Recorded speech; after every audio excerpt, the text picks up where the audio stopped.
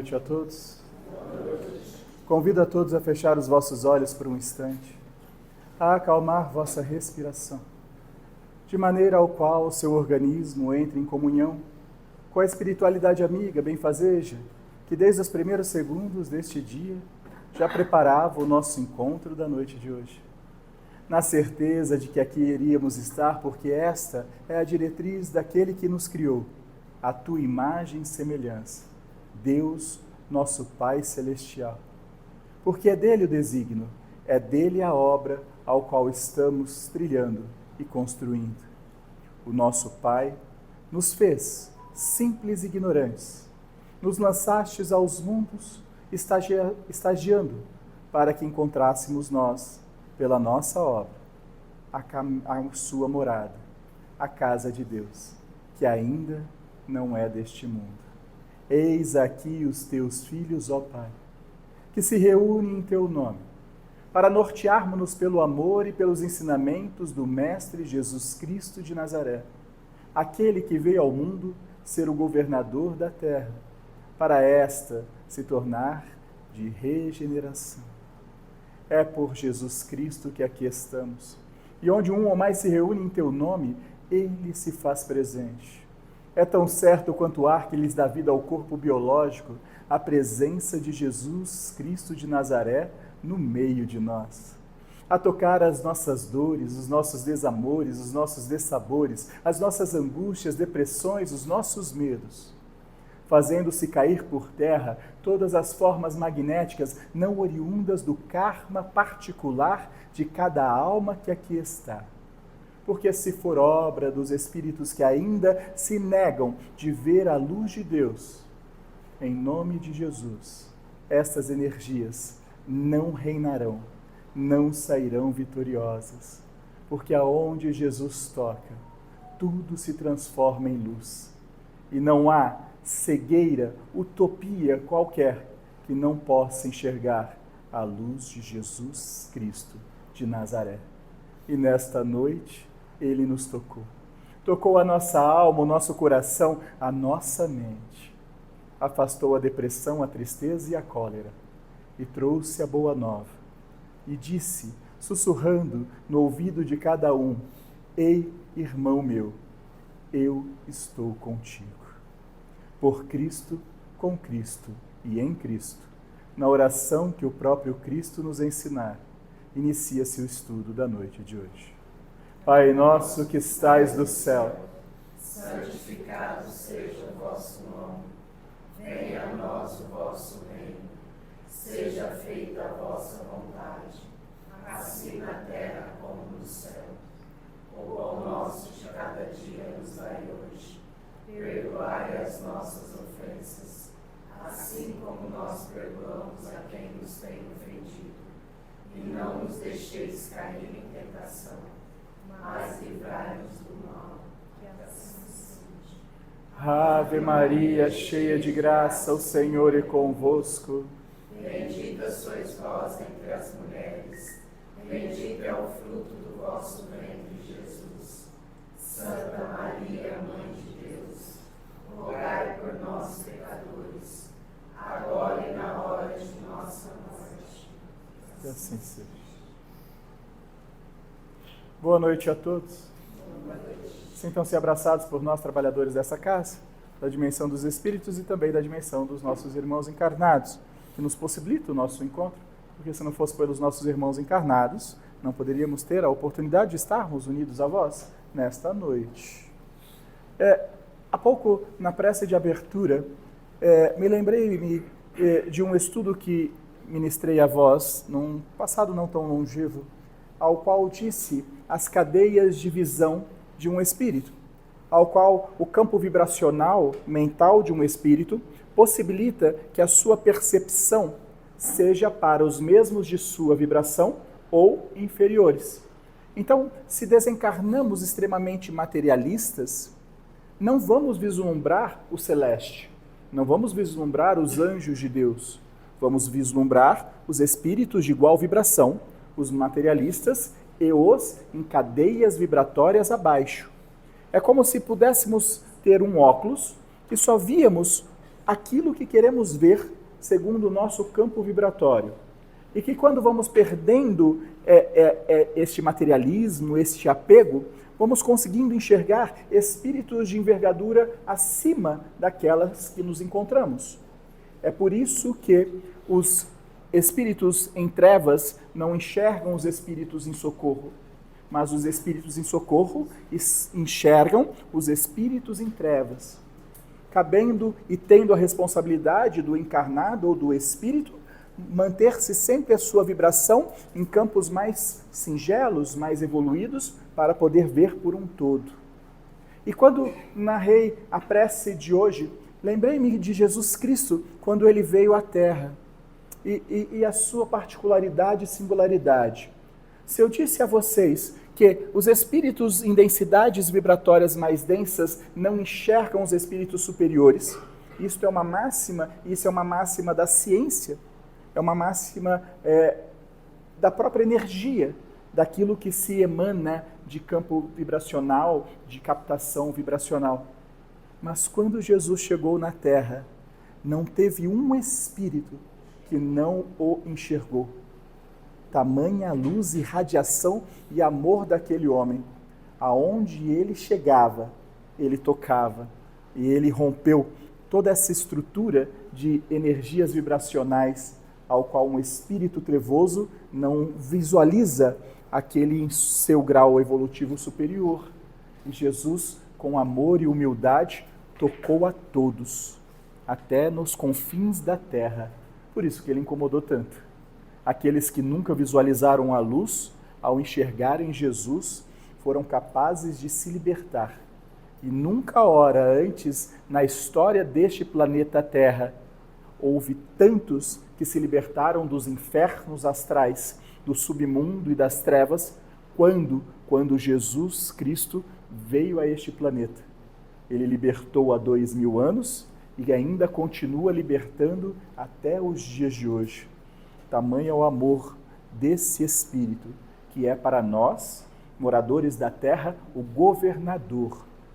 A figura de Jesus é para nós um governante, aquele que governará a transição planetária, para que nós possamos criar a nossa obra sem os tentáculos do mal, orientados pelos seus ensinamentos.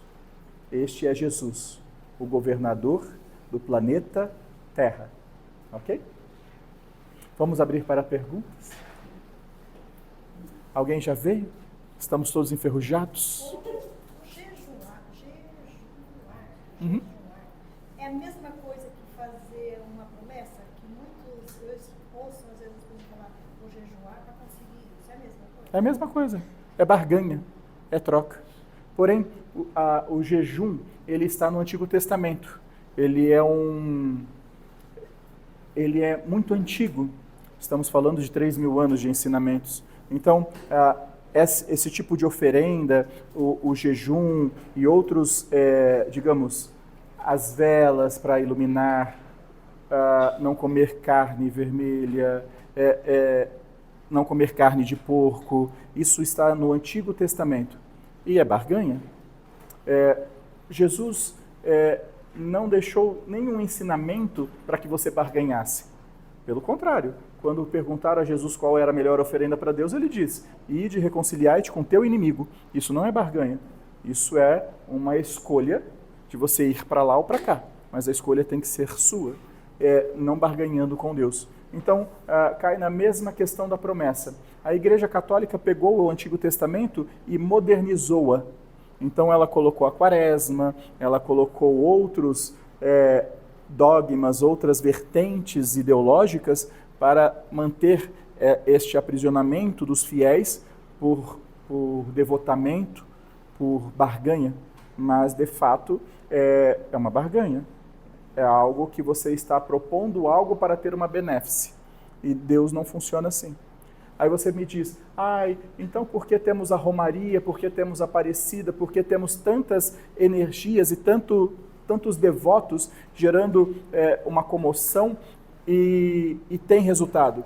Aí eu volto nos estudos que eu digo sempre a vocês. O sagrado não é o que você faz, é a sua fé. E quando a sua fé se soma com a fé de outra pessoa, com outra pessoa, com outra pessoa, essa energia da fé é poderosíssima. Então, se nós temos a fé em Nossa Senhora, isso é uma particularidade muito pétrea desta pátria, é uma fé muito firme em Nossa Senhora, significa que a soma das fés de cada espírito encarnado ou desencarnado cria uma energia, uma atmosfera, uma massa vibratória em Nossa Senhora. Então, quando fazemos um pedido, a fé somada e o nosso merecimento, somos atendidos. Mas, em grande maioria, quase que 99% dos pedidos que vocês fazem a santos, a Deus, não são atendidos. Por quê? Porque há o contraponto do que é merecimento, a sua obra. Então, 2% do que você pede a tua vida inteira se realiza. É que a gente esquece, porque a gente tem tanto para pedir, então a gente fica pedindo e acaba esquecendo aquilo que não fomos atendidos. Mas o atendimento está ligado ao teu merecimento. E o teu merecimento está ligado à caridade que você executa, com a bondade que você faz na caridade que você executa. Então, é todo um ciclo que precisa ser seguido com muita benevolência, com muita bondade, abnegação, resiliência, para conseguir ter mais merecimento, para poder ser atendido mais nos seus pedidos, mas sem necessidade de barganha.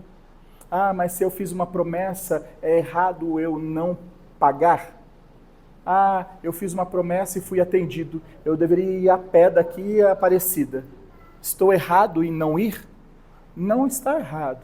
É escolha, não tem certo e errado. Porém, os seus obsessores vão perceber o peso na consciência que você tem, e quando a vida for desfavorável a você, o obsessor vai chegar e vai falar assim no seu ouvido: você não foi pagar a sua promessa, a sua consciência vai pesar, você vai cair em descrédito consigo mesmo e vai ser jogado em uma depressão que agravará o estado mundano ao qual você está inserido.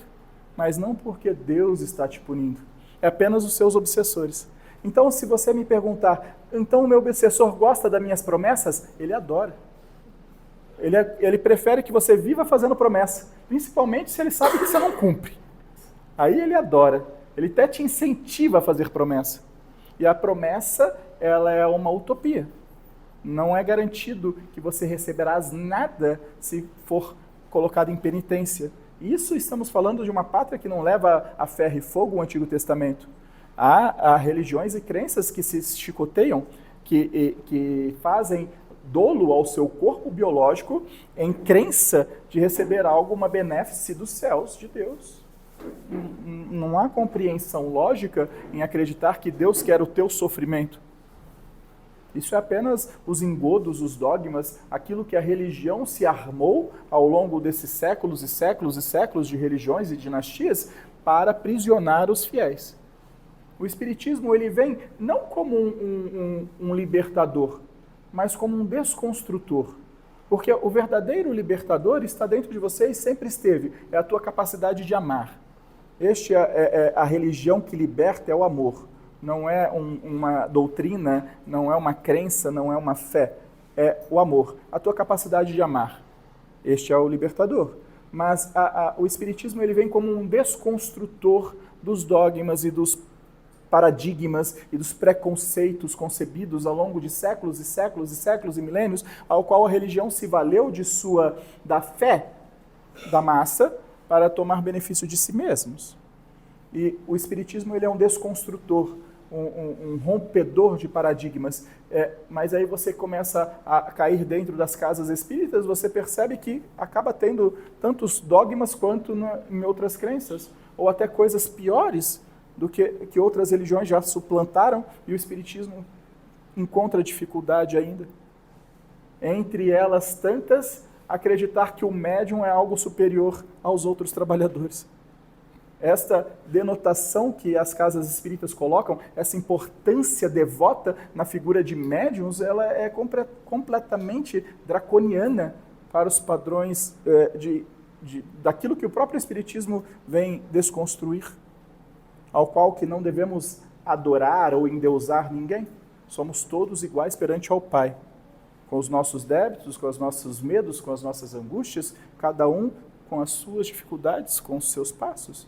Então, quando mergulhamos até dentro das casas espíritas que teriam a função de desrompedores desses paradigmas, dos dogmas, de todo esse complexo material que fora criado em cima das religiões, a fé espírita ela acaba se perdendo, indo pelo mesmo caminho.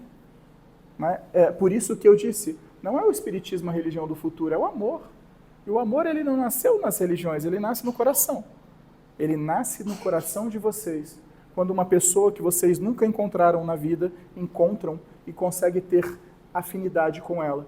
E passa a conhecer dia após dia, dia após dia, e começam a nutrir um sentimento de afeição, de respeito, de vários sentimentos até nascer o amor. Isso nasce dentro de cada um. Não precisa de nenhuma religião falar, nenhum padre, nenhum médium, nada. O amor está dentro de cada um. E quando vocês identificarem a força do amor, vocês vão começar a angariar mais merecimentos. Mais merecimentos. As coisas tenazes da vida passam a ser em menor escala, porque você está mais repleto de energias protetivas, frutos do amor. E não é religião. Não é banho de sal grosso, não é banho disso, banho daquilo. Eu sempre repito, se banho curasse, nós íamos abrir uma tenda aqui e distribuir banhos de graça para todo mundo. Ajuda. Perguntaram, ajuda? O banho ajuda? Ajuda. Qual que é a função de um banho de descarrego? Qual que é a função de um banho de energia? O banho de energia, imagine você sendo uma bateria de celular, correto? Aí você deixou muito tempo na tomada. E é aqueles celulares mais antigos que não tinham um mecanismo de desligar a entrada de energia. E pela física, o excesso de energia, ele precisa ser trocado com alguma coisa. E o excesso de energia é sempre trocado com caloria. Então, quando você deixava um aparelho mais antigo na tomada por mais tempo que devido, ele esquentava, e se esquentasse demais, ele explodia, correto? O que é o banho de descarrego? O que é um banho de abre-caminhos, ou qualquer nome que queira dar? Um passe. O que é uma hóstia? O que é uma sessão de desobsessão? Tira da tomada a bateria e esfria ela. E devolve ela. Você vai usar. A hora que você precisar, você vai colocar na tomada e vai esquecer lá. De quem é a responsabilidade de tirar da bateria? Quem é a responsabilidade de desacelerar a vida quando ela está desregrada? Do encarnado. Então, o passe, a hóstia, o banho, a fé, ela tem o crivo de esfriar as suas baterias, de desacelerar a sua jornada, de falar, ei, acalma, confia, espera, desacelere. Isso é o banho. Ajuda muito. Porém, se você só ficar tomando banho, você não vai para lugar nenhum. Você vai ficar utilizando do banho uma muleta. É o que acontece muitas vezes com os nossos irmãos encarnados que não conseguem sair das casas religiosas. Sempre procurando uma casa mais forte. O banho dessa casa aqui já não serve, eu vou para outra casa. O passe dessa casa aqui já é fraco, eu vou para outra. Esse padre aqui não benze mais.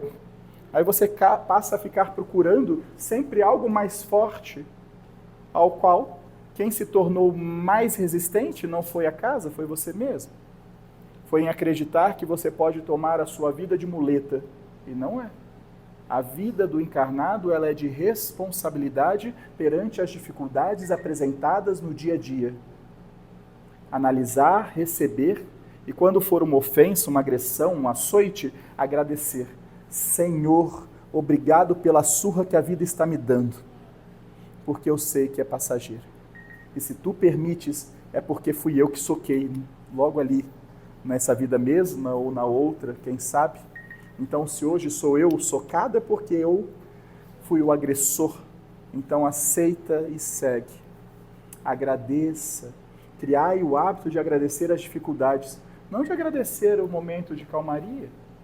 Agradecer o momento de dificuldade. porque é na dificuldade que você se tornará mais forte. Resgatarás os seus débitos do passado. Agradeceis sempre.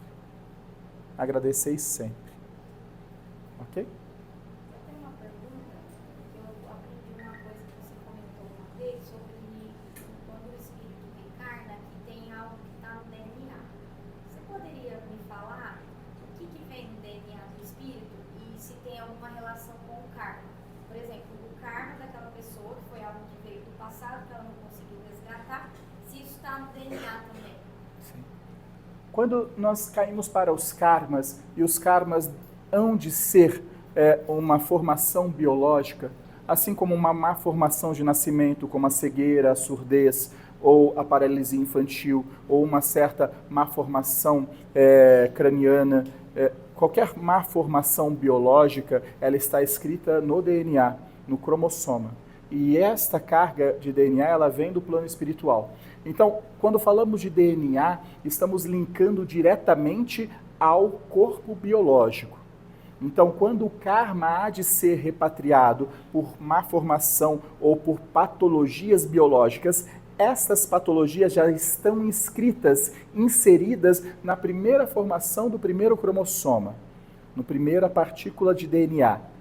Ela é inserida do plano espiritual para cá. 50% do DNA é escrito no plano espiritual e 50% vem da hereditariedade, da formação de dois sangues distintos, de um sexo feminino e de um sexo masculino, um espermatozoide e um óvulo. Essa formação, formando a primeira célula embrionária, essa formação traz essa 50% de carga espiritual e 50% de carga biológica. A carga espiritual, ela sempre traz karma, porque ela é aquilo necessário para cumprir-se a lei do karma da vida vigente daquele feto. Então ela vem de lá. Mas o DNA está ligado ao corpo, não à mente. Ao qual 80% da patologia do corpo biológico é fruto do devaneio da mente. Então, se o DNA é o fator biológico, apenas 20% de toda a patologia do seu corpo em uma vida inteira está ligada ao karma. Os outros 80% está ligado ao não compreender-se emocionalmente, psicologicamente, como ser vivente, com as responsabilidades de ter um corpo presente, com a responsabilidade de acordar, visualizar o sol e saber que tens obrigação para consigo mesmo e seus pares, e assim ir em busca de sempre aprimorar, de sempre lapidar, de sempre ser melhor hoje do que ontem e amanhã do que és hoje. Essa busca incessante de ser melhor, não melhor sobre ninguém, mas sobre si mesma. Então, estas informações psicológicas não bem conduzidas levam a 80% da patologia do corpo. Então, muitas pessoas reclamam da vida ser muito dura para com elas no âmbito biológico, adoecem e falam, meu karma foi pesado, e não mal sabem ela que é fruto da mente dela inquieta, da mente que não consegue encontrar o equilíbrio corpo, mente e espírito, e traz a elas consequências. Consequências de falar o que quer, de agir como quer, de levar a vida como bem queira, sem responsabilidade de ser melhor. Chega um ponto que estas ações hão de acumular reações e que pesam sobre a vida dos encarnados. Pesando sobre a vida dos encarnados, o corpo adoece. Mente sã, corpo são. Mente doente, corpo doente. Então, no DNA biológico, 20% do karma está escrito lá. Então, 20% da tua patologia kármica está escrito. Os outros 80% é fruto da mente, infelizmente. Assim sendo, trago mais a responsabilidade a vós encarnados sobre o âmbito do pensamento, sobre o âmbito psíquico do ser encarnado. Não se preocupai muito com o que está escrito no DNA, porque ele é apenas uma fração. Se preocupai mais com o que passas na mente, com as oportunidades de fazer diferente velhos hábitos, com a oportunidade de despertar e olhar o que se foi e falar, não quero repetir estes velhos hábitos, e começar a tecer novos caminhos, para que novas páginas sejam abertas a vós. Se buscais sempre vivenciar os velhos hábitos, as páginas do capítulo seguinte são as mesmas do capítulo anterior.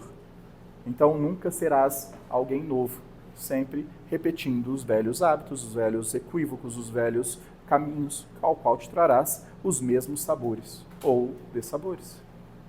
Ok? Mas sim, o DNA, guardai essa informação.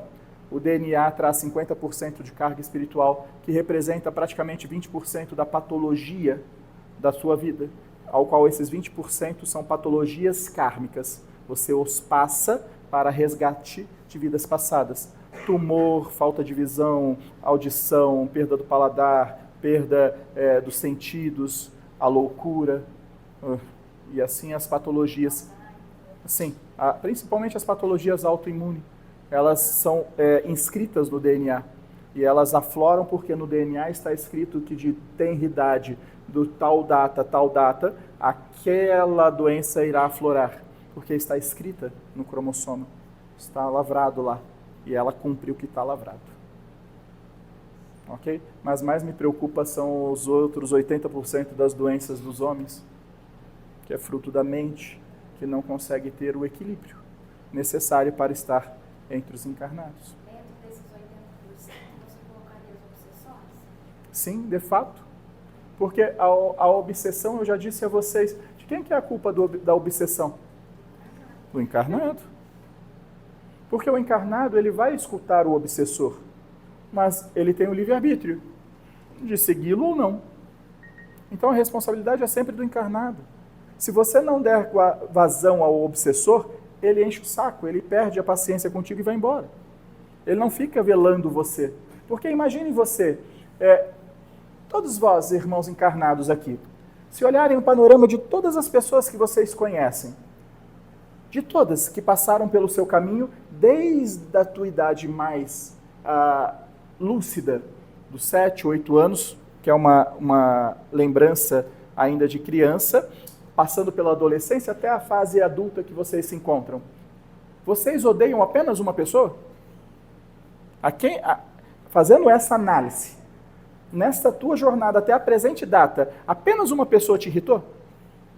Só hoje umas 10. Exato. Somente hoje umas 10, correto? Então, se eu sou um obsessor, você acredita que eu odeio somente você? Eu tenho uma lista infinita para querer me vingar. Então, eu vou me vingar de quem é mais vulnerável. Eu tenho uma lista. Se fosse dada a vocês a oportunidade de se vingar de quem te fez o mal, você faria uma lista rapidinho. Em quem você iria atacar? Quem está mais vulnerável. Se você chegou em quem está mais vulnerável, você tem acesso a ele, você vai conseguir se vingar. Agora, se você chega em alguém e ele não está vulnerável, você vai tentar e vai falar, aqui não dá agora. Você tem mais um monte. Aí você pega teu beco e vai embora, vai atrás de outro. Esse é o obsessor. O obsessor, ele não fica te velando, ele fica te tentando. Se você cai, ele te abraça. Se você não cai, ele tem uma lista infínia para tentar se vingar. Percebe? É a mesma coisa de vós encarnados. Se eu pedir para redigir os nomes dos desafetos, aí você fala, por quem eu começo? Se você não entender Jesus que deve perdoar e todos reconciliar, você vai ficar com essa lista. Ela se soma nessa vida com a lista da vida passada, é um verdadeiro pergaminho quilométrico quando chega no plano espiritual. Aí a hora que você chega no plano espiritual, você vê que os espíritos se repetem em nomes diferentes. Ah, mas esse eu odiei há 300 anos, continuo odiando. Percebam? Então, a responsabilidade do obsessor é do encarnado. E como o encarnado se livra do obsessor? Vigia os pensamentos, luta contra, não conseguindo, reza. Vigia. O que é vigiar os pensamentos? Não deixai o que está no campo mental sair pela sua vogal. Não deixai com que o que se apresenta na tua mente ganhe verbalização. Porque se você prisionar na mente, você não gera uma ação. Se você não gera uma ação, não há uma reação. Então é o primeiro passo. Vigia a tua mente. E o que estiver passando aqui que você não deveria falar, não fale. Ah, mas como eu faço? Põe água na boca, põe Coca-Cola, põe um sorvete. Faça alguma coisa, mas não verbalize. Se você conseguir vigiar o teu pensamento e lutar contra, eu não vou falar, eu não vou falar, eu não vou falar, eu não vou falar, e você não falar, o obsessor fala, que cara chato, deixa eu ir embora. Ele vai embora, e quando o obsessor vai embora, tu vai perceber que aquele pensamento não era seu. Era apenas uma inflamação que você estava, ao qual veio uma poderosa energia de fora, que é o obsessor, martelando aquela informação. Quando a gente fala em aquele alívio, tem hora que a gente solta umas pedras e dá um alívio interno. Exato. Olha que pergunta interessante, engatilhando na mesma resposta que eu estou dizendo. Se você está segurando na mente e o obsessor está te martelando, quando você fala, o obsessor fala, consegui. Se afasta. Porque uma pedra lançada, ela só para atingindo o alvo. Como o alvo vai reagir? Então, quando você fala e se sente bem, o obsessor que estava te pressionando, ele se afastou. Para onde o obsessor foi? Deu a volta e foi no outro. Aí ele vai chegar no outro, tá vendo? Olha aí o que ela falou. Aí ele começa a martelar no outro. Aí parece um ping-pong. Aí nós trazemos o ensinamento. O mal só existe porque ele é de dois. Correto? Quando o mal for de um só, ele se esvai. Ele se extingue. Por quê? Eu faço o mal, o outro recebe o mal, me devolve o mal. O mal é de duas pessoas. E ele fica igual ping-pong. Quando um desperta, esse manda o mal e esse fala de novo. Sabe aquelas pessoas que vocês já estão de saco cheio? Você já sabe até quem é? Ah, falaram de você, já sei até quem é, deixa pra lá. Você já perdeu até a esperança? É isso. Quando você perde a esperança na pessoa, você está fazendo com que o mal seja só dela. Você conhece tanta pessoa, fala, ei, já até sei quem está falando de mim, é essa mesmo. Deixa isso pra lá. Quando você atinge essa maturidade de entender que as pessoas são más e você para de devolver o mal é só da pessoa má, não é seu. Aí ele deixa de existir. Perde a graça, porque o obsessor que faz e se alimenta desse ping-pong de colocar um contra o outro, ele perde a graça. Ele fala, não adianta mais. Mas ele fica esperando você chutar o dedinho no pé da cama. Ele fica esperando você perder a tua paciência por alguma eloquência da vida, para de novo vir em cima de você. Então vigia, vigia, vigia. E eles ficam só fazendo isso o tempo todo? É a aspiração de vingança. Eles fazem isso o tempo todo para te levar à desesperança. Quando um obsessor consegue vencer a vós, irmãos encarnados, eles têm um ciclo. Eles querem vingança. Um obsessor sempre quer a vingança. Ele quer a vingança porque eles se sentem lesados por vocês, em vidas passadas. Então eles querem a vingança. É o sentimento de vingança que é um dos mais terríveis que cada encarnado pode alimentar e o espírito pode alimentar. É o sentimento de vingança. Então, ele está para se vingar, mas ele tem um enredo. Ele não pode chegar e te matar, mas ele te pode levar à morte a longo prazo. Então ele começa a te perturbar, importunar 5, 10, 15, 20, 30 anos. Aí você chega lá perto dos 40, 50 anos, olha a vida e fala, gente, que fracasso que eu sou. A hora que você entra na análise da vida que você foi, no sentido de ter sido fracassada, você entra numa depressão. Aí eles pegam.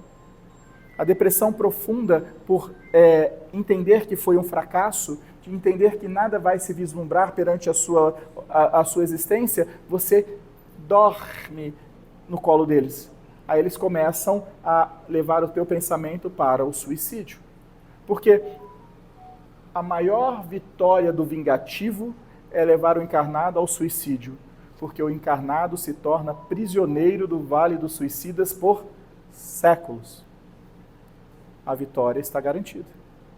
Se o obsessor levar o encarnado que não é suicida ao suicídio, ele aprisionou o espírito por 100, 200, quiçá 300 anos. Uma vitória. Então eles visualizam este processo. Eles sempre vão levar vocês a desacreditarem em vocês mesmos, para desacreditarem na vida, para ter desilusão sobre respirar, para começar os pensamentos laboriosos de encerrar a jornada. O maior delito entre todos é a tua própria vida, é o suicídio. Ok? Então isso é importante saber. Ele vai ficar. Ele não pode fazer isso de uma vez. Ele vai fazendo ao longo das décadas. Ele passa tempos e tempos, cabendo o encarnado a saírem deste reduto, a libertar-se deste reduto. Okay? Pegando esse gancho, sobre os pactos. Se é feito um pacto em uma encarnação, esse pacto ele se perpetua para as outras encarnações? Quando o mal ainda é de dois, sim. Houve uma época chamada romantismo, é uma época da história da humanidade. Existia muito pacto de sangue por amor. Muitos. E principalmente no velho continente, ao qual o romantismo ganhou muita força, inclusive na literatura do velho continente. E o pacto de sangue passa a ser como juras de amor. Depois ele veio como juras de poder, juras de qualquer coisas selando entre famílias, etc. Mas ele nasce mais por juras de amor, digamos assim, quase que na inocência, ao qual um homem, uma mulher ou dois que se amam faziam juras e trocavam sangue. Biologicamente isso não tem relevância alguma, mas espiritualmente eles acreditam tanto que aquilo é um pacto que quando desencarnam se buscam mutuamente. Só que o estado de desencarne é particular de cada ser encarnado. Então, não garante que você e o seu amado, ao desencarnarem, vão se reencontrar, porque é segundo a cada um, segundo a sua obra. Então, pode ser que você desencarna num estágio ao qual você só enxerga a vibração abaixo, e o seu amado encarna-se num estágio mais abaixo. Ele não te vê. Lembra no padrão vibratório? Se os dois estiverem no mesmo estágio, ambos se verão. Se um estiver no estágio abaixo, este no estágio abaixo não vê.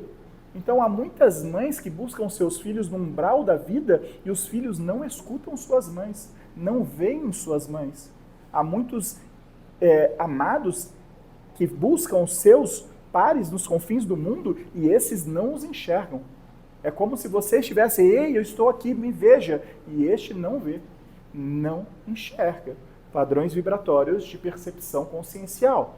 Então, quando esses que fizeram pactos de sangue desencarnavam, um num estágio mais elevado e outro num estágio mais abaixo, este no estágio abaixo ficava procurando por pacto de sangue. Cadê a minha amada? Cadê a minha amada? Cadê a minha amada? E a amada num patamar acima. E a cegueira e a utopia de acreditar que aquele pacto era válido para toda a eternidade e agora morto sabendo que a vida é eterna, este espírito que desencarnou num estágio muito abaixo, ele passa a procurar a amada. A amada que desencarnou num patamar vibratório acima, ela percebe que não consegue ter acesso. E ela percebe que ela precisa continuar a vida. E ela aceita reencarnar. A hora que esta mulher reencarna, o campo vibratório do corpo nivela a atmosfera. Então este que estava aqui no umbral começa a enxergar no útero a amada. Obsessão por amor, devido aos pactos de sangue do romantismo dos séculos e séculos passados.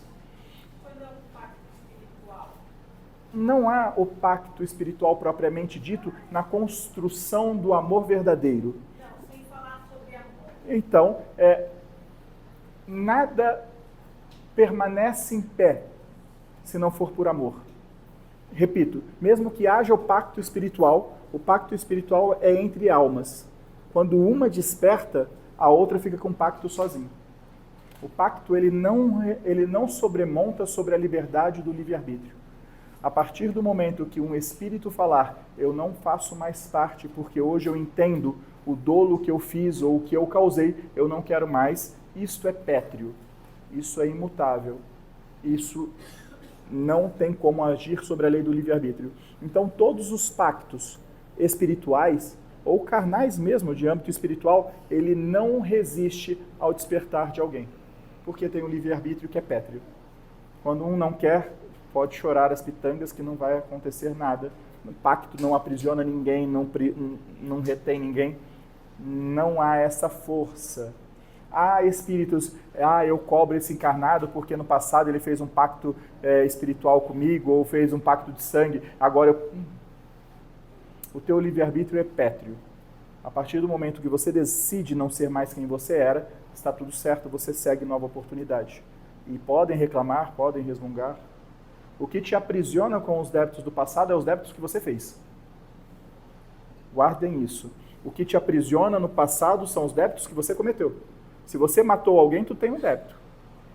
Ponto. Se você lesou alguém, você tem um débito. Se você roubou alguém, você tem um débito. Se você fez mal a alguém, você tem um débito. Esses débitos, eles existem e precisam ser equiparados. Pela espada que se feriu, pela espada se é ferido. E a vida segue.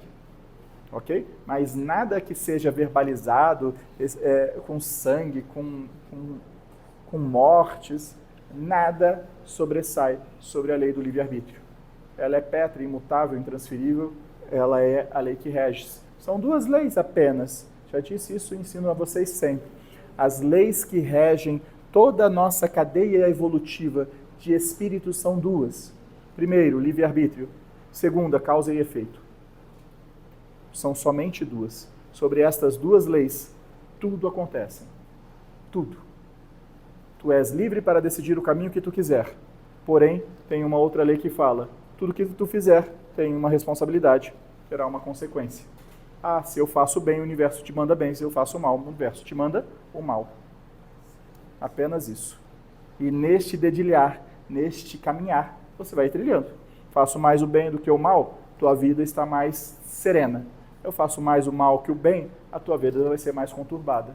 Mas essa vida eu não fiz mal a ninguém, mas eu recebo mal. Alegre, está pagando a vida passada que você deve ter passado por cima de todo mundo. E agora todo mundo passa por cima de você. E se você tiver essa consciência, você vai se libertando e a vida segue. Ok? Mas não há pacto que sobremonte sobre a lei do livre-arbítrio. Não há nada sobremonte sobre a lei do livre-arbítrio. Ok? Até o teu respirar. Se o teu livre-arbítrio for ceifar a tua vida, você ceifa. É teu livre-arbítrio. É o teu desejo. Ok? Estamos todos acanhados. Ficamos 2 semanas sem estudo. Ninguém quer perguntar nada. Quem decide e quem organiza o projeto da reencarnação de um espírito?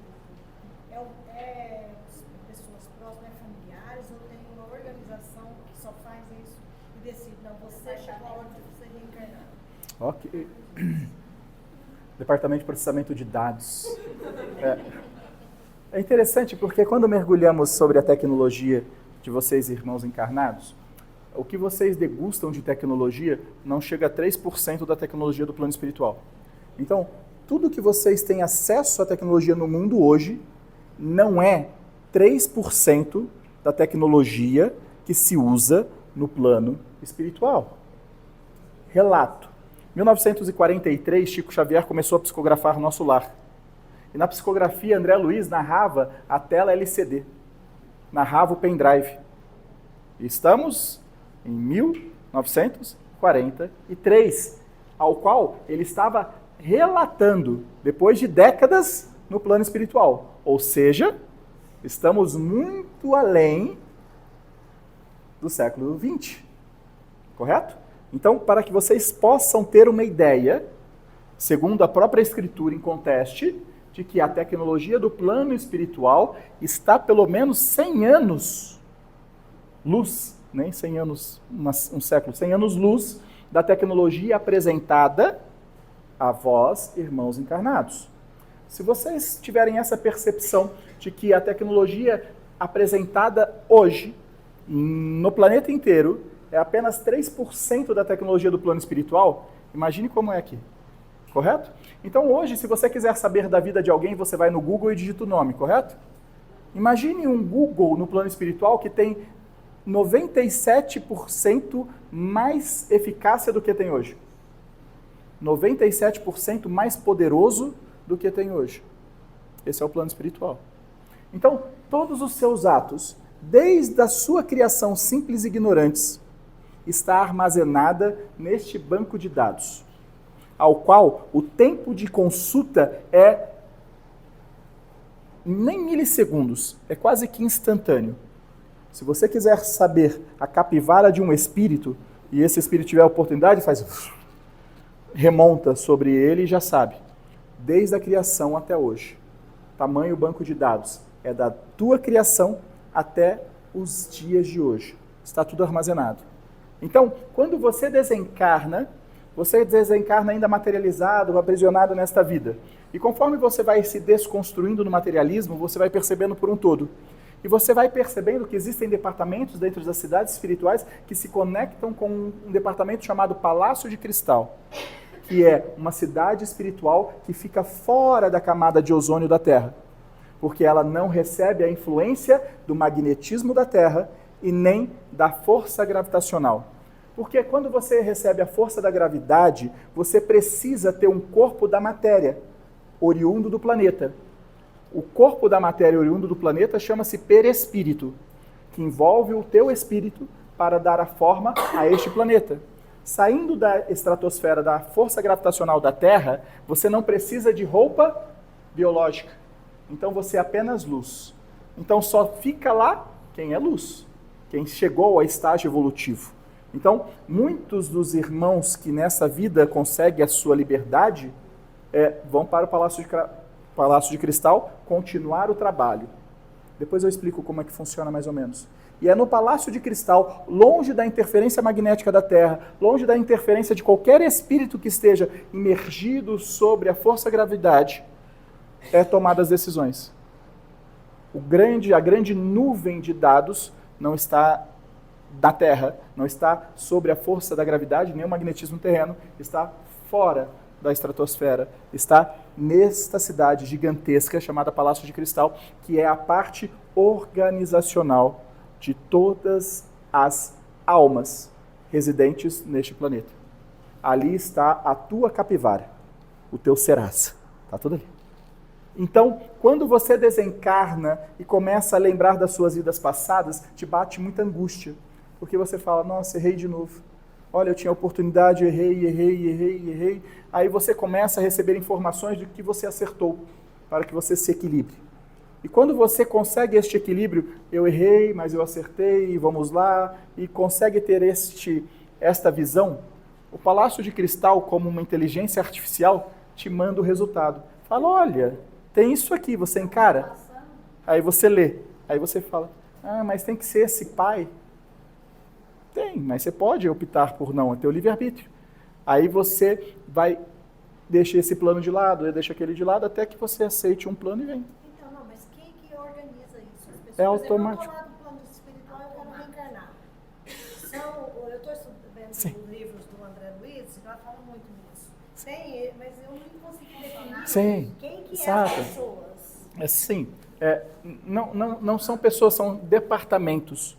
Então, para você reencarnar, você precisa estar num hospital ou numa cidade. Você pode reencarnar do submundo direto para o útero? Pode, porque existem hospitais nas trevas. Existem prontos-socorros nas trevas. Então, pode facilmente retirar um perispírito do umbral e colocá-lo no útero.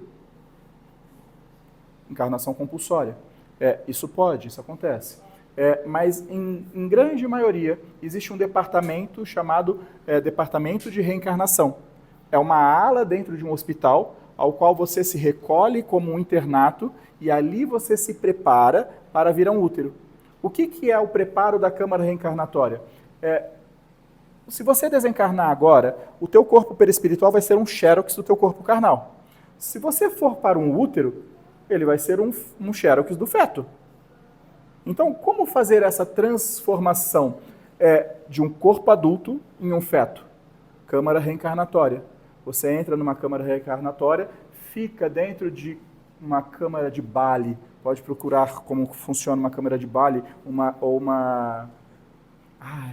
o Douglas, eu mostrei para o Douglas, ele falou assim, Joseph, é uma câmara de bronzeamento artificial. Pode ser. Eu fui muito no passado para falar que era uma câmera de Bali, mas é uma maca de bronzeamento artificial. Você fecha lá e dentro desta maca de bronzeamento artificial, o teu perispírito vai se transformar na xerox do feto que está sendo desenvolvido no útero. Durante os 9 meses? Na gestação, porque pode nascer com 5, 6, 7. Mas durante a gestação, você está se transformando num feto. O seu perispírito está fazendo o processo regresso da fase adulta para a fase fetal. Essa desconstrução. Então, para isso, é preciso ter o departamento, este setor no hospital chamado Câmara Reencarnatória. Departamento reencarnatório é um departamento, é um hospital. Eu disse a vocês, aqui é uma cópia do que está lá, anos-luz atrasado. Então é o próprio espírito que decide que ele quer reencarnar. Sempre, não. 99,9999% das vezes há a reencarnação compulsória. Mas isso é muito raro nos dias de hoje. Foi muito antes, mas hoje é menos. E cada vez que se passa, quanto maior a racionalidade de vós, irmãos encarnados, menor a necessidade da reencarnação compulsória. O que seria a reencarnação compulsória? Nasce com paralisia infantil. Isso é uma encarnação compulsória. Porque você não pode ser tirado do umbral e ter uma vida plena. Não pode. Você seria o mesmo louco do umbral. Correto?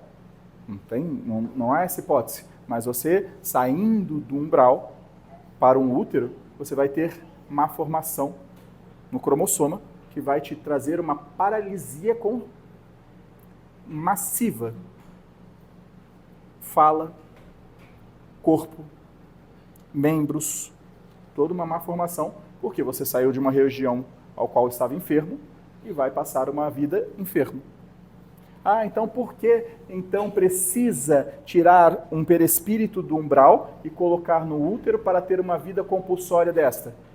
Com toda essa má formação de nascimento? Porque, por nossas atitudes, nós perdemos a forma hominal de ser. Nós deixamos de ser seres humanos. Se nós reencarnamos e maltratamos as pessoas, matamos as pessoas, batemos nas pessoas, se somos orgulhosos, raivosos, coléricos e vivemos a vida como um animal, como se não tivesse o amanhã, e cada vida mais nós nos aterramos, agravando os nossos débitos, através da nossa maldade, da perversidade, nós, perispiritualmente, perdemos a forma de seres humanos. Quando nós não somos mais seres humanos em racionalidade, nos tratos com os outros seres humanos, o nosso perispírito, ele não pertence mais ao reino hominal. Ele pertence, se assemelha ao reino animal. Tão fato é essa transmutação perispiritual que a mitologia e a crendice da humanidade trouxe Saci Pererê, mula sem cabeça, várias outras mitologias que misturam o reino do ser humano com o reino animal. Essas visões foram feitas por médiuns oculares, visuais, que viram o plano espiritual, essas formações de seres humanos que perderam a característica humana, se assemelhando mais com os seus do reino animal. Lobos, dragões, répteis. Quando uma pessoa na vida encarnada, ela porta-se consciencialmente como uma cobra, ela se transforma num réptil. Porque ela perde a forma hominal, ela perde a forma de ser humano. Ela se transforma como uma cobra. E ela transmuta esta essência pragmática da consciência dela no perispírito de uma cobra. Como que você pode fazer o retorno de um ser adulto para um feto, sendo que o ser adulto é um réptil? Não haverá congruência, não haverá a formação devida para o feto. O que acontece então numa reencarnação compulsória, ao qual tiramos um espírito que era um ser humano e pelas suas atitudes se transformou numa serpente? Consegue visualizar isso? Um ser humano que através de vidas e mais vidas, por suas atitudes, se transformou numa cobra. Conseguiram visualizar? Ela teve a oportunidade de ir para um útero numa encarnação compulsória. Quando o cromossoma dela for escrito, ela não terá os braços, ela não terá as pernas. Terá só a cabeça e o corpo, o tronco. Ela não falará. Ela malemar rosnará. Ela se rastejará por má formação congênita, porque o corpo se assemelhará com o perispírito que ela tinha. Ah, mas por que essa maldade? Não é maldade, é amor de Deus. Porque a única forma dessa pessoa com essa formação tão aguda de sentir amor novamente. Então ela virá por uma família que às vezes a família não aceitará esse filho, doará para a sociedade e a sociedade cuidará. Ela encontrará enfermeiros amáveis, afáveis, médicos cautelosos, médicos provenientes para dar amor. Ide em Jaci e vide a obra do Frei. Lá encontrarás todas as formas de seres humanos que perderam a sua humanidade no plano espiritual e agora reencarnam. Porque nessas reencarnações compulsórias, com a mesma forma perispiritual, ela receberá amor de uma enfermeira, ela receberá amor de um médico, ela receberá amor de pessoas de religiões que estarão lá e chorarão aquela vida. E este embate, este bombardeio de amor, faz com que o espírito impetrificado, na forma de um réptil, ele possa sair desta forma, através de muitas vidas, de muitos úteros, até retornar à forma hominal. Entenderam? Ah, e quando esse espírito que tem a má formação volta à forma hominal? Quando, por muito, mesmo em má formação no útero, ele aborta, a mulher aborta. Já é o estágio final do espírito, que já perdeu a forma de monstro de reino animal, está já com forma final de ser humano. Então precisa ali de umas 8, 10, 15 abortos no útero materno com má formação, para iniciar talvez a sua reestruturação para se tornar ser humano novamente. Entende? Então, não há nada de errado, não há nada de Deus punindo o espírito. Trata-se das consequências dos próprios atos dos espíritos cometidos. Então, se hoje se encontram no reino nominal e são seres humanos, alegrai-vos, porque há ainda muitos irmãos nossos que não têm essa oportunidade. Muitos e muitos.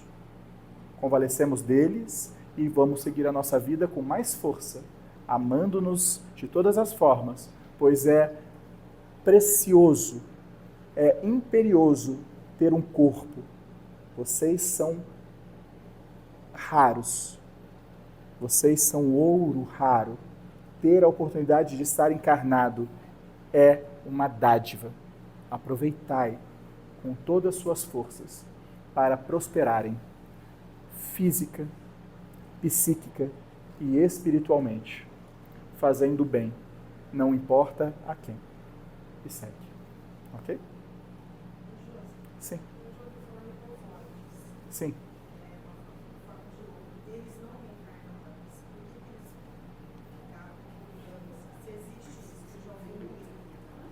Vamos lá. Eu acabei de narrar a vocês o estado reptiliano, ok? Um perispírito que ele agiu com tanta maldade, foi realmente uma cobra durante várias vidas. E sendo uma cobra, se transformou numa cobra. Aí ele passa essas reencarnações com má formação, correto? Se essas reencarnações não conseguirem devolver ele ao reino do ser humano, hominal, ele vai se transformando no ovoide. O ovoide é o estágio final de um espírito evolutivo num planeta. Entendam essa frase. O estado de ovoide é o estágio final evolutivo de um espírito no planeta. Se o espírito não tem mais capacidade alguma de ter uma vida encarnada, ele se transforma num ovoide. Quem transforma o perispírito num ovoide? A força da gravidade. A força da gravidade condensa tanto esta massa perispiritual que ele se torna um ovo, uma esfera, porque a força gravitacional ela exerce de todos os sentidos para o núcleo. O núcleo da Terra é redondo porque a força da gravidade o faz redondo, assim o planeta segue o seu núcleo. O perispírito ele é uma massa extraterrena, que a força da gravidade também o condensa. dentro do seu próprio núcleo e depois dentro do núcleo da Terra. Então esses ovoides eles são arrolados pela gravidade até o núcleo da Terra e depois eles se deformam no seu próprio núcleo, se transformando em uma esfera. Isso é física, ok? Então, no processo de esfera, ele apenas aguarda o processo de transição do planeta para ser levado a um outro planeta. Então, o estágio de ovoide é o estágio ao qual o espírito não tem mais condição de ter uma vida entre os encarnados. E prejudicam demais no plano espiritual. Então, a gravidade o condensa, até que ele vire uma esfera. Por que uma esfera? Se você pegar 1 bilhão de espíritos com os corpos adultos, você transportá-lo para um outro planeta requer uma logística muito grande, correto? 1 bilhão de ovinho, você transporta rapidinho. Entenderam? A lógica é uma questão de transporte. Então, a própria força da gravidade condensa no eixo, no núcleo do espírito, esta massa densa chamada perispírito, no estágio estagnatário para regresso a outros planetas condizentes. O que acontece quando estes ovoides chegam num outro planeta? A força da gravidade é diferente. O que condensou o perispírito não é a gravidade? Se a força da gravidade é menor do que a deste planeta, essa bola ela volta à sua forma normal. Isso é física novamente. A física quântica não está desvinculada ao espiritismo. Pelo contrário, tudo o que acontece no plano espiritual é física quântica. Absolutamente tudo. E as mesmas forças quânticas e físicas que pairam sobre vós, irmãos encarnados, é a mesma força quântica e física que paira sobre nós, espíritos. Ok? Identificai, faça uma analogia sobre um ovoide, que é um estágio de estagnação para um corpo obeso. Se você começa a engordar, você passa a não levantar da cama, por quê? Você não levanta da cama porque você não tem força nas pernas ou porque a gravidade é muito forte perante a tua massa ser deslocada? Física. Concordam? Então, quanto mais obeso você tem, você perde a sua locomoção porque a gravidade não permite com que você vença ela. Você não tem força para vencer a gravidade. A mesma força. É o mesmo caso do ovoide. Ele trouxe para si tanta massa perispiritual, ele se transformou num algo tão denso que ele não pôde mais se locomover. Aí a gravidade foi o achatando, transformando numa esfera, assim como uma pessoa muito obesa, ela acaba ficando esférica, e ele foi arrolando para o núcleo da Terra. A pessoa obesa fica na cama, porque se tirar a cama ela cai no chão, se tirar o chão ela vai. Porque a gravidade o condensa sobre, levando-o para o núcleo da Terra. É a mesma forma, a mesma analogia para o perispírito. Então, o ovoide nada é do que um perispírito que perdeu a forma alminal, não tem mais condições de ser humano, se transformou numa massa muito grande, ao qual não suporta mais a força da gravidade. A força da gravidade foi condensando, arrolando para o núcleo da Terra, e lá ele se transformou numa esfera inerte para... Não, a hora que você chega com este ovoide num outro planeta ao qual a força da gravidade é outra, imediatamente ele eclode, ele consegue vencer, sim. Mas aí não estamos falando mais da forma humana como vocês os conhecem, porque estamos em outro planeta, isso é uma outra... Precisamos de horas para explicar sobre. Mas a forma daquele planeta, ele irá reassumir. Não, o psicopata pode estar encarnado. O psicopata é bonzinho perto desse estágio evolutivo. O psicopata é um processo intelectual de provas e expiações, de escolhas, mas não é. E como o ovoide ele tem consciência? Não, o ovoide ele só tem a consciência do que aprisionou ele. Vingança, vingança, vingança, ódio, ódio, ódio, dinheiro, dinheiro, dinheiro, rancor, rancor, rancor. Mas aquele estado que ele está, Ele permanece, a consciência é viva. Ele pensa. Só que ele não consegue... lembra que eu falei a vocês? O espírito só consegue enxergar o padrão vibratório dele para baixo. Se o ovoide é o estágio mais denso, o que ele enxerga? Nada além do seu próprio umbigo. Então ele não vê mais nada. Ele não vê quem ele não gosta, ele não vê nada. Ele entra para dentro de si e fica martelando aquilo que o aprisionou. Ele tem essa visão que é um prisioneiro? Não.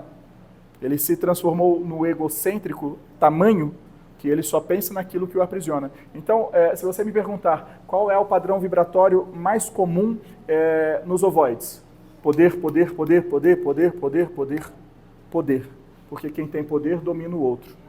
Então, é muito comum espíritos envoltos em guerra, em domínio, em chacinas, em poder, se transformarem em ovoides.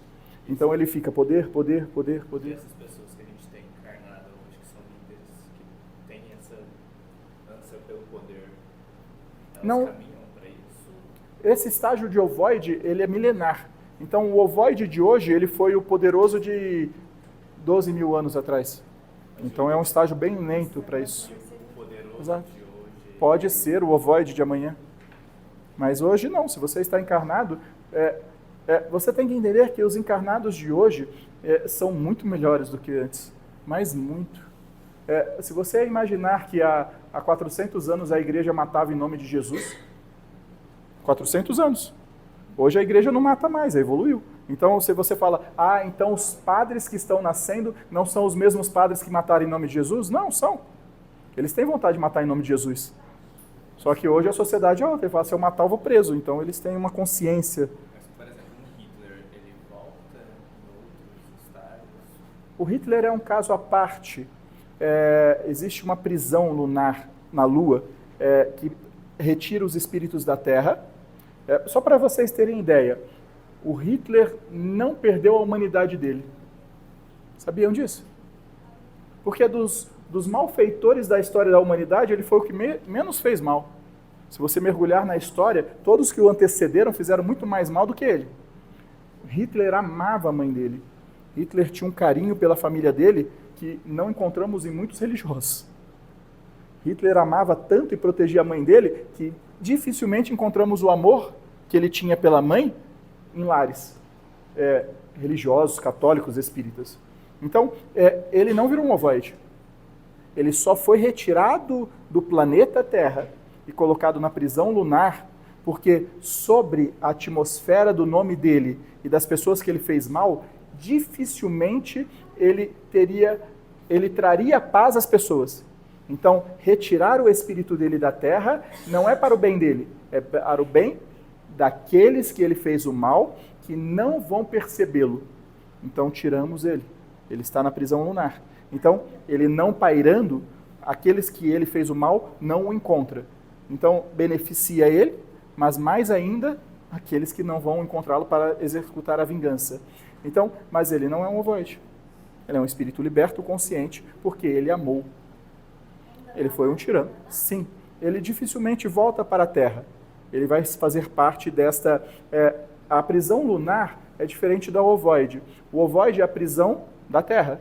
Você está prisioneiro, na Terra mesmo. A prisão lunar é quando você tem um espírito que causou tanta dor que ele não trará paz para aqueles. Então eles são retirados. Mas só há um destino para esses espíritos, outro planeta.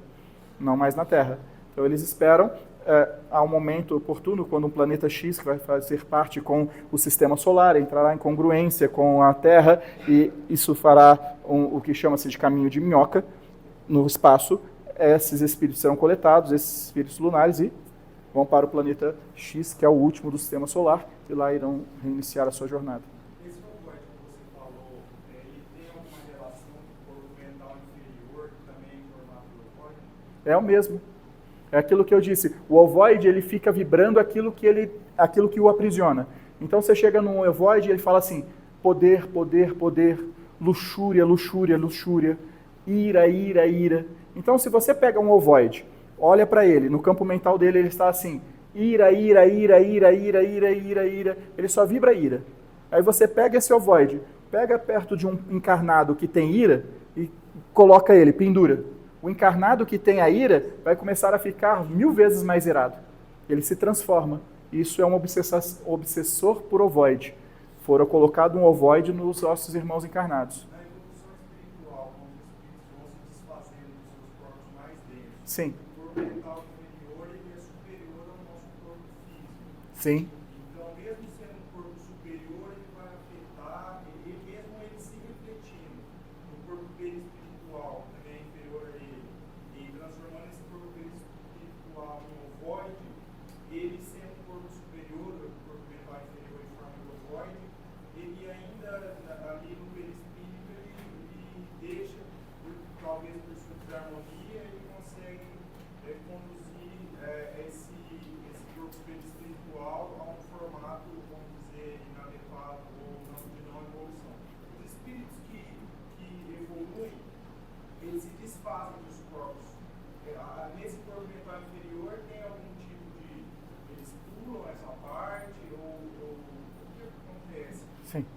Quando falamos corpo mental inferior, significa as paixões puéreis e mundanas do mundo. Gravar isso. Porque tudo que vivemos no mundo, nós guardamos no nosso espírito. O nosso espírito, ele não é deste planeta. Ele é a criação de Deus, a imagem e semelhança. Nós somos uma esfera luminosa, todos, uma esfera luminosa. Para pertencermos a este planeta, precisamos dessa massa perispiritual, que é uma réplica do corpo material. Então, esta massa perispiritual, ela tem uma certa lembrança, mas ela tem uma certa lembrança material. Quando o espírito ganha sua emancipação, ele atinge o grau de evolução que permite ele ir a um outro planeta mais evoluído, esse perispírito se desfaz. E esta lembrança mais material é deixada no planeta. Tudo que é material fica no planeta. Sai apenas a essência, que são esferas luminosas. Nosso espírito, a nossa essência, não é a cópia do corpo. É apenas uma esfera, um pouquinho maior do que uma bolinha de ping-pong. Numa esfera um pouquinho maior que a bolinha de ping-pong está toda a nossa essência. E ela é luminosa. O fato de você falar, nossa, esse espírito é luminoso, você já está equivocado, porque todos são. Todos os espíritos têm a mesma luminosidade, porque a luminosidade do nosso espírito é a ação dos gases deste planeta sobre a matéria que não é deste planeta, é extraterreno, que é a nossa essência. Sim, seria. Nessa linha de estudo, sim. Ok? Mas eu só digo que é o DNA de Deus. Essa esfera é Deus. E nós estamos dentro dele. Então, é o corpo divino que nos alimenta, que nos criou. Ok? Então, assim, quando nós ganhamos, quando nós temos por merecimento a oportunidade de irmos para um planeta melhor, que seria o regeneração, nós desfazemos do perispírito. Então é como se você olhasse para o espelho e o reflexo se desfizesse. Aí a esfera, que é a essência, que é o DNA de Deus, ela começa a levitar. Aí ela vai para a estratosfera, porque não há força da gravidade que o deixa aqui. Vai na estratosfera, chega no Palácio de Cristal, você é recebido por outras esferas, que apenas se comunicam pelo campo vibratório, você é colocado numa espaçonave, uma nave espacial, e vai para o outro planeta. Seja o planeta desta mesma constelação, ou de outra constelação, outros sistemas solares. Ok? Esse corpo búdico, ele é mutável? Não, não é. Ele é uma essência, imagem e semelhança de Deus. Como então ele, quando a gente reencarna lá, que você refez os outros corpos até conseguir reencarnar no corpo físico, essas lembranças de outro planeta... Elas são guardadas. Aonde? No teu espírito, na essência. O átomo? Sim. Nessa linha de pensamento, sim. Mas guardar como uma esfera com todas as suas informações. Quando você sai de um planeta e reencarna no outro, a certeza de que você não pertence àquele planeta é muito forte. Assim, há irmãos encarnados aqui na Terra que falam, eu não pertenço a isso aqui, Deus me livre. O que eu estou fazendo aqui nesse planeta? Então, há essa certeza. Você está imaginando um monte de bolinha brilhante Sim. no Palácio de Cristal, ou acima lá, um monte Exato. de bolinhas. É somente esfera. É só esfera. O Palácio de Cristal não tem forma humana. São esferas. E as esferas luminosas, e todas na mesma intensidade. Porque ali não há a necessidade de corpos. É o divino. Digamos assim, exato. Quando a gente reza para o divino, a gente reza para o Palácio de Cristal. Ok? Por isso que quando falamos em anjos, vemos luzes com asas, é apenas uma analogia do que percebemos como uma luz muito radiante no céu. A presença de um anjo, é uma luz muito radiante. A luz irradia, fazendo o aspecto para a nossa concepção limitada de que são asas. Mas não são, é apenas a emancipação da luz, que ela é muito radiante. Ou seja, guardai essa informação porque há tanto engodo em cima disso. Há tantos irmãos que chegam em casas espíritas e falam, nossa, você é de luz, você... Como se fosse algo especial. Todos somos da mesma luz. Todos. Somos criados da mesma essência, a imagem e semelhança de Deus. Não há como alguém brilhar mais do que o outro, porque se tirarmos a roupagem do planeta, somos iguais. Não temos cor de pele, não temos sexos, não temos identidades Não temos nada. Somos a mesma essência. Então isso é muito importante saber, porque às vezes você chega numa casa e fala, nossa, você tem tanta luz. A tua luz é a mesma de todos. Você pode amar mais ou menos, mas a luz é a mesma. Por que eu falo isso? Porque a mesma luz que está em vocês também está lá trancafiado nas cadeias. A mesma luz que está em vocês também está ali agora na ponte querendo se matar. A mesma luz que brilha em vocês também está nos irmãos querendo matar os outros. É a mesma luz. Somos da mesma essência. O que nos difere é o nosso livre-arbítrio. Ou vamos para lá ou vamos para cá. Então, Um é mais volume, ele não brilha mais. não, Brilha. não De brilha. onde que vem essa iluminação quando fala assim, Jesus, que é uma centelha de luz? Ah, interessante a tua pergunta. Quando eu disse a vocês que você começa a enxergar o plano superior quando você vibra no campo plano superior, correto? Aí eu disse a vocês no início desse estudo que, tirando Jesus, Jesus foi o único que chegou e a luz dele foi perceptível por quem estava abaixo. Correto? Quando você vê a luz do outro, não é porque o outro é melhor que você, é que você melhorou. Oh, quem respondeu? Entenderam a lógica? Então, quando você passa, nossa, como ele é iluminado, não se trata do outro que é iluminado, é você que melhorou e agora está vendo o outro. E quando você melhorar, você vai ver o outro. É vibração. É porque a gente guarda tanto o ranço dos outros, que a gente acha que um é melhor que o outro. Por isso que a gente fala que um é mais iluminado. Eu acho que é por aí, não é? Pode ser, sim. Na vertente psicológica, vamos encontrar essa analogia, mas na percepção espiritual, quando vocês possam enxergar assim, vou dar uma analogia um tanto quanto utópica. Acredita que o Douglas brilha mais. Nossa, o Douglas é luminoso. Você só vê a luminosidade dele quando você está no padrão acima dele ou no mesmo nível. Porque se você estiver abaixo, você não vai ver nenhuma luminosidade. Você vai ver os seus e os de baixo. Entende? Então, normalmente, quando você vê a luminosidade do Douglas, você está uns 10 degraus acima dele. Aí você vê alguma coisinha nele.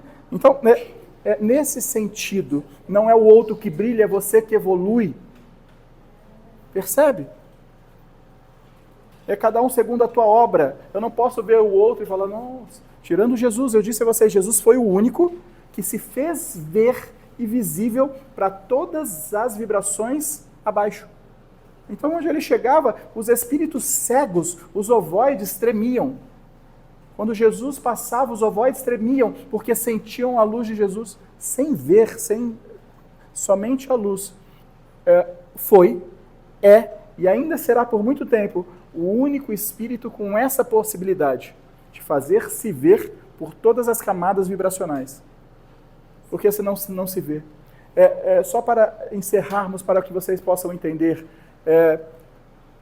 por muito, anjos, olha só essa informação. Estamos no Palácio de Cristal e temos um espírito que vai fazer uma missão nas trevas. Ele é uma esfera luminosa, irradiante, brilhosa. E ele recebe uma missão de ir nas trevas resgatar alguns espíritos. Conseguiram visualizar isso? Aí ele entra na camada de ozônio. Para ele entrar na camada de ozônio, ele tem que ir para um setor chamado Departamento de Transporte numa cidade espiritual. Existe uma torre longa, comprida, que faz esse imã, puxa essa esfera para dentro dessa torre, fazendo com que essa torre receba essa força da gravidade e chegue aqui. Chegando aqui, ela recebe uma túnica. Em volta dessa esfera, ele não recebe um corpo de ser humano. Ele recebe uma túnica. Que cor que é essa túnica quando você precisa ir para as trevas? Preta, negra, parece um ceifador de almas.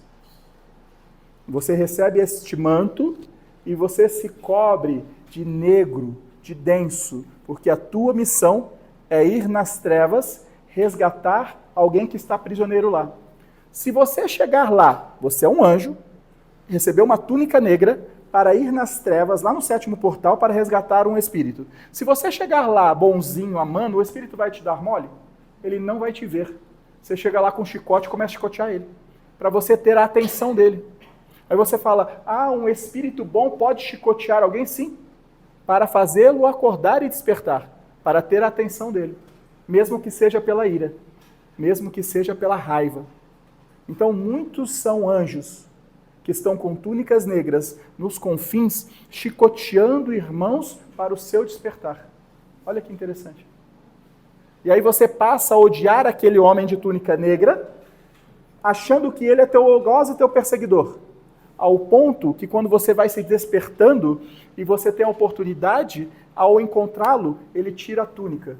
E ele é, talvez, o ser mais angelical e dócil que você já teve a presença. Entendeu?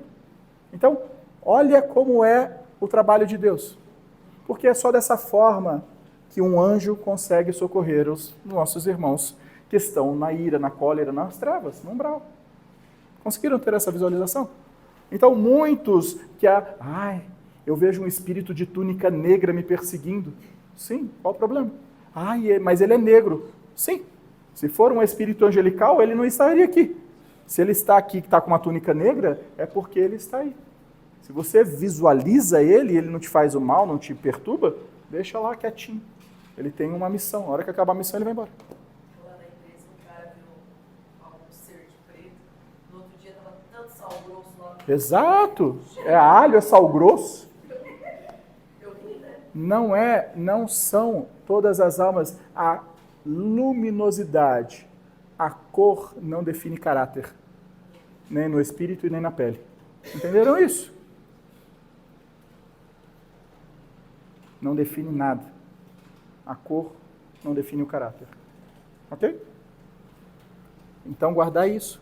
Porque é uma ignóbia acreditar que um espírito com uma túnica preta, é o próprio Lúcifer, é o ceifador de alma, eu vou morrer amanhã. Não. Percebe? Espíritos de outros planetas, para adentrarem na Terra, eles usam túnicas. E as túnicas são negras, densas, pesadas. Não vê rosto. Por que você não vê rosto? Porque não tem. Você tirar a túnica, é só a esfera. É só a essência do próprio Espírito. Ok?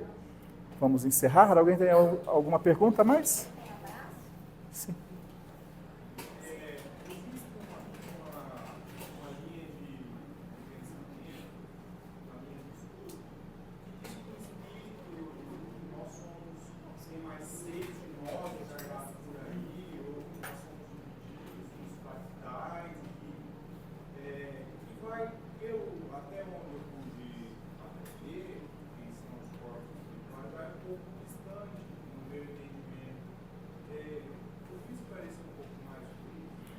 Poderia sim, e vamos fazê-lo.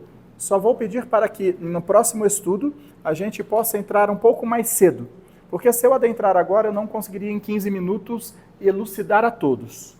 Porque quando a gente entra na parte fragmentária, eu preciso ensinar e mostrar a vocês com ensinamentos e histórias. Vou precisar contar historinha, senão vai sair mais de 80% perdido. Não. Todo espírito é único, exclusivo, raro e indivisível. Os campos mentais, assim como uma patologia da dupla personalidade, do butterfly, outras patologias mesmo, que mudam a mente e a mente se fragmenta como personalidades mentais psíquicas. Tirando a fragmentação das personalidades psíquicas, um espírito jamais se fragmenta. Ele jamais terá as 2, 3 encarnações. Isso nós teremos que explicar o que são tratados e o que chamais de dimensão. A 5ª dimensão, a 4ª dimensão. Por isso que eu falo, eu não conseguiria tratar o fragmentário, as dimensões e nem a fragmentação psíquica em 15 minutos. Precisaria talvez de 1 hora, somente para deixar com que todas as mentes tenham absorva o mínimo necessário para não criar confusão. Mas Somente a mente se fragmenta. O espírito e o perispírito não. Este é o único, indivisível, imutável. É dele a obra. Agora a mente não. A mente se fragmenta. E aí nós vamos explicar no próximo estudo, ou quando eu tiver a oportunidade, um pouco mais de tempo, sobre por que a mente se fragmenta. Aí eu falo a vocês, durante 24 horas vocês podem ser tantas pessoas dentro de uma só. Já é a fragmentação da mente. Percebe? E como entender isso lucidamente, a não ser falar, essa versão de mim pode estar em outro tempo e espaço, porque eu não a conheço, então eu tiro de mim a responsabilidade. Mas é mais... Eu preciso de mais tempo, senão não seria correto da minha parte iniciar e não terminar. Ok? Mas guardar essa informação. A mente se fragmenta. A mente pode estar em 6 espaços ao mesmo tempo. A mente. Mas o espírito não. Ok? E quando um espírito ele não consegue manter a sua mente no tempo e espaço presente, em tenra idade ele beira a loucura. Porque ele vai perder aonde a mente ficou. Em qual tempo e espaço, em qual fragmentação. Isso é perigoso. Ok? Mas terei o maior prazer em falar com vocês sobre. É um tema muito interessante. Ok? Apaga a luz pra gente. Me perguntaram se vamos ter abraço hoje. Vamos ter abraço hoje. Os passistas de pé. Vamos fechar os nossos olhos por um instante na certeza de que foi Deus que nos trouxe aqui na noite de hoje.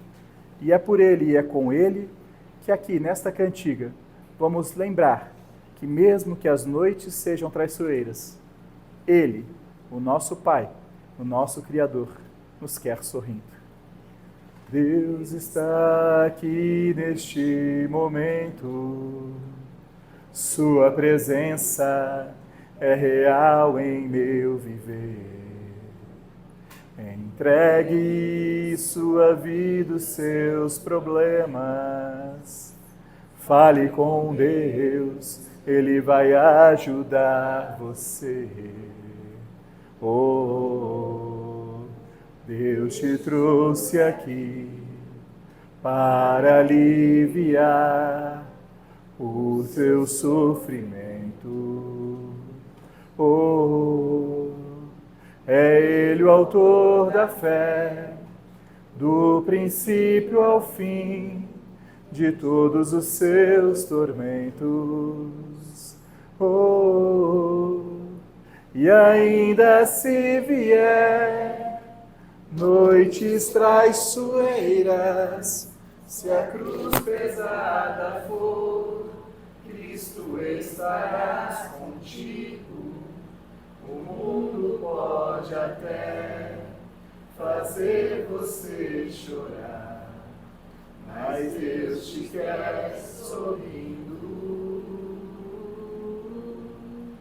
E ainda se vier noites traiçoeiras, se a cruz pesada for, Cristo estará contigo.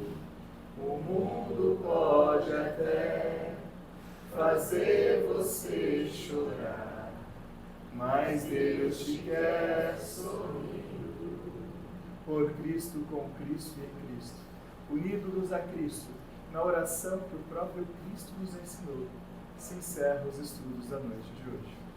Pai nosso que estais nos céus, santificado seja o vosso nome. Venha a nós o vosso reino, seja feita a vossa vontade, assim na terra como no céu. O pão nosso de cada dia nos dai hoje. Perdoai as nossas ofensas, assim como nós perdoamos a quem nos tem ofendido. E não nos deixeis cair em tentação, mas livrai-nos do mal, que assim seja. Ave Maria, cheia de graça, o Senhor é convosco.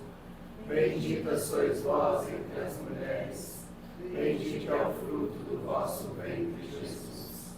Santa Maria, Mãe de Deus, rogai por nós, pecadores, agora e na hora de nossa morte.